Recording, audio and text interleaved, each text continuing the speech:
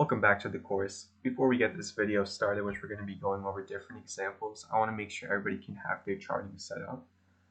I pretty much use TradingView as the most simple thing for me, and it has everything I need. This is not sponsored or anything, I just like their program. So I'm going to help you guys set up your TradingView chart. Once you get to this screen, after you've picked an asset to look at and you click on See Advanced Chart, you want to look at the top where you have these indicators. And if you have a free account, you can only have 3 indicators. If you have a premium account, you can have, I believe, up to 5. But let's say you have a free account because you're starting out. I'd say the first 3 you want to have is your volume, your relative strength index, or your RSI, and your MACD. We're going to be going over these 2 oscillators in the next video, but you want to just have them there, as you start up. And then if you have a pro account, make sure to get your MA cross and moving averages on there as well. So let me just add these to the chart. Make sure they're set up. You can lower these 2 oscillators so that they don't take up all of your screen. And then let me just make sure you can see it well enough. Okay, now we have the basic attention token on your screen. Let's say you want to draw, support and resistance lines. You just click on this line bar over here. You can pick your color and your width. Now let's say we want to draw this support line, as you can see right here. Just draw that up right there, and then let's say we want to draw another downsloping supply line, and let's just match them up right over there.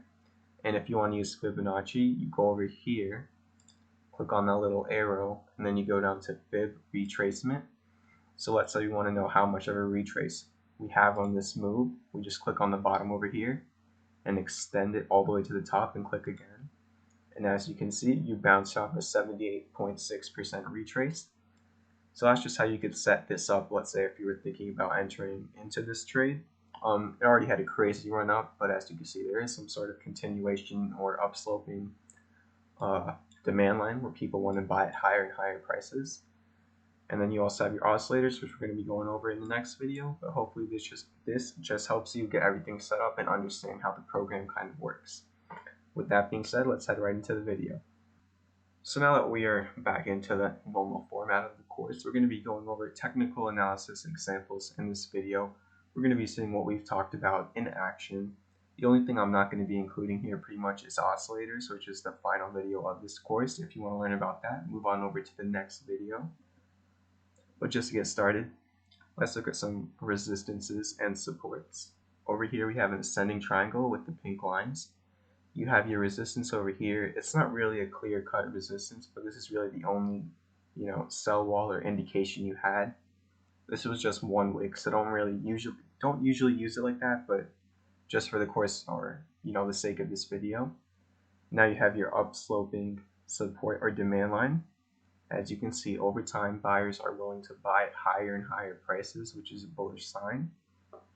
And then on the flip side, we have another bullish formation, which is a falling wedge. Since I took this screenshot, this is actually played out, and this asset has pretty much gone up to like $44 right now. So I mean, that's just technical analysis in action. You really just broke out right here, so that's pretty cool.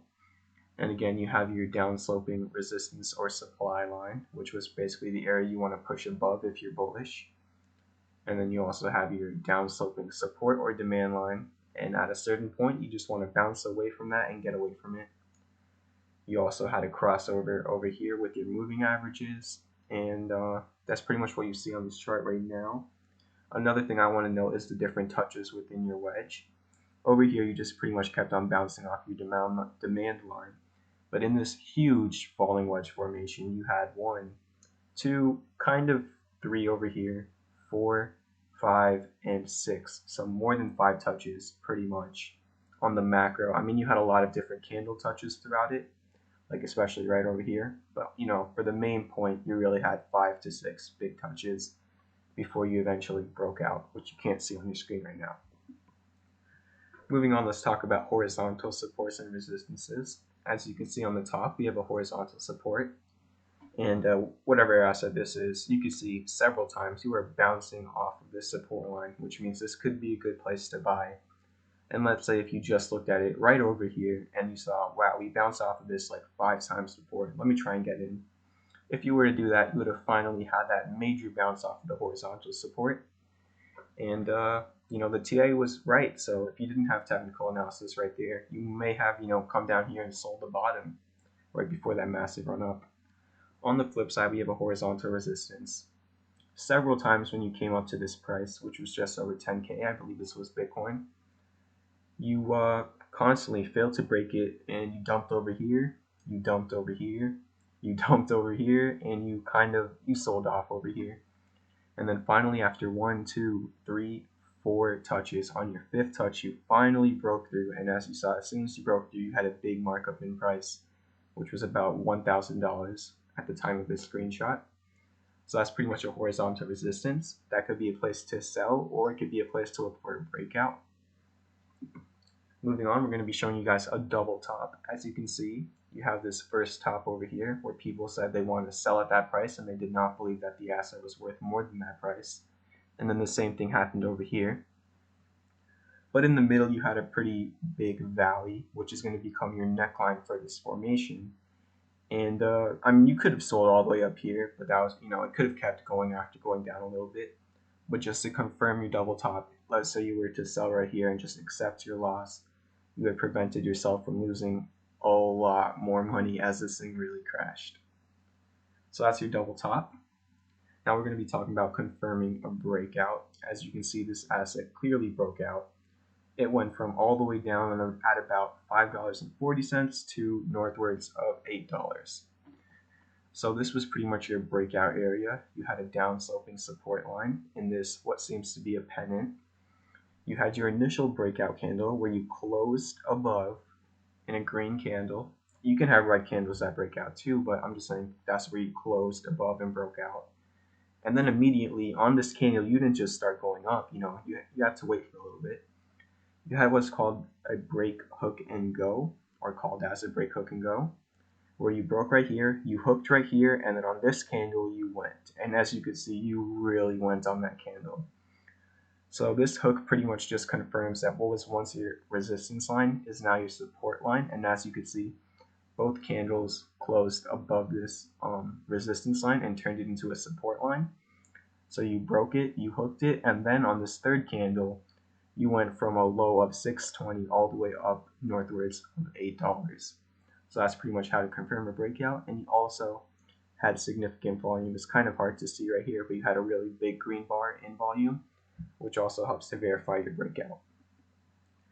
Moving on, we're going to be talking about news buying and selling, where TA does not apply, at least for a little bit. This was a kind of fundamental day trade where this company, Kodak, received a $765 million government loan for the production of drug ingredients, where the price of this went from super low levels to like insane levels. I don't even know how many thousands of percent you went up on this asset, but you clearly went up a lot. I mean, I'm just saying thousands off the top of my head. I'm just pretty much trying to say you went up like crazy from about $2 to $59.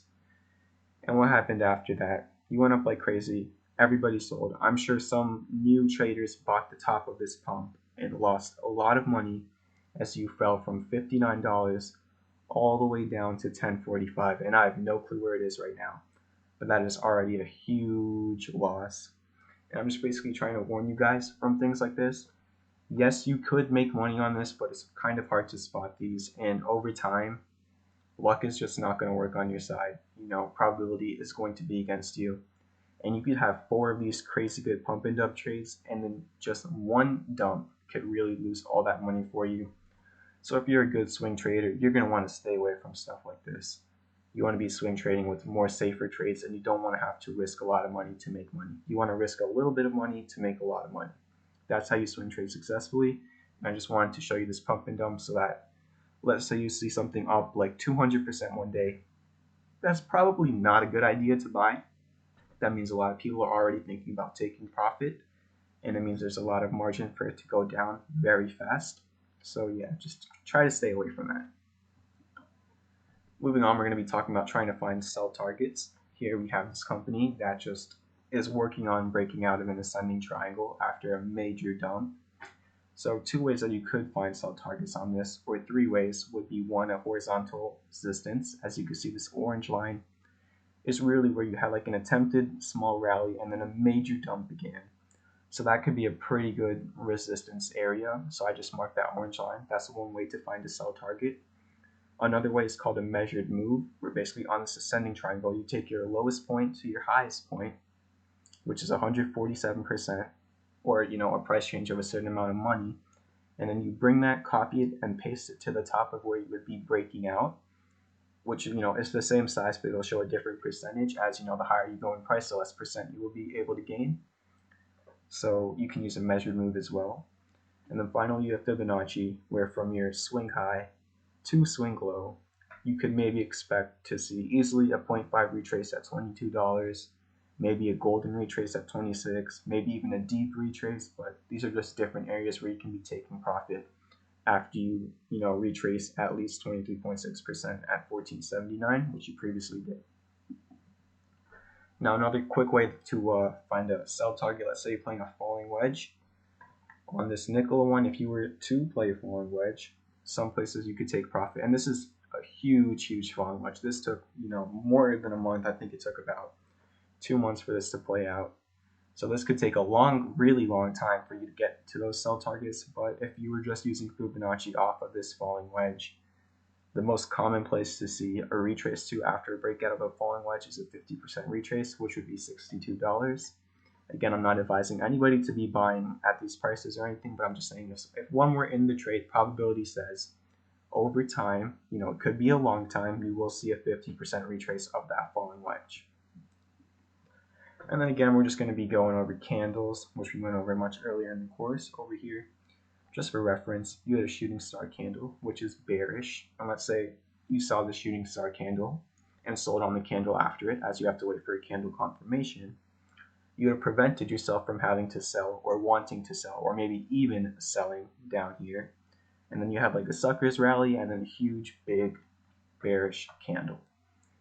So basically that shooting star candle just gave you that, hint at, hey, maybe the price might be going down in the future.